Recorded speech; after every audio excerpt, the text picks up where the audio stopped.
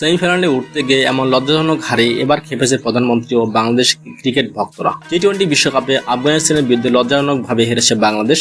সেদিন ম্যাচের প্রথমে আফগানিস্তানরা ব্যাট করতে নেমে ভালোভাবে ব্যাট করতে পারেনি আফগানরা। পুরো 20 ওভার খেলে মাত্র 115 রান করে আফগানরা। আফগানের দেয় 115 রানের টার্গেটের সমীকরণে জিততে হতো 12 ওভার 1 বলে। যদি 12 ওভার 1 বলে ম্যাচ জিততে পারতো তাহলে উল্টো অস্ট্রেলিয়া এবং আফগানিস্তান পুরো দুটি টিম বাদ পড়ে যেত। বাংলাদেশে তখন ব্যাট করতে নামে প্রথমে কয়েক ওভার খুব ভালোভাবেই করে, তারপর একের পর এক তারা আউট হতে শুরু করে। তখন বাংলাদেশের প্রয়োজন 17 ওভার 5 বলে পুরো বাংলাদেশ টিম অল আউট হয়ে যায়। বাংলাদেশ পুরো 17 ওভার 5 বল খেলেও জয় তুলতে পারেনি বাংলাদেশ। 105 রানে পুরো ম্যাচে অল আউট হয়ে যায় বাংলাদেশ। এমন ম্যাচে বাংলাদেশের হার দেখে এ যেন কোনো কোন ঠাসা হয়ে পড়েছে বাংলাদেশ ক্রিকেট ভক্তরা। এই জন্য কোনোভাবেই মানতে পারতেছে না বাংলাদেশ ক্রিকেট ভক্তরা।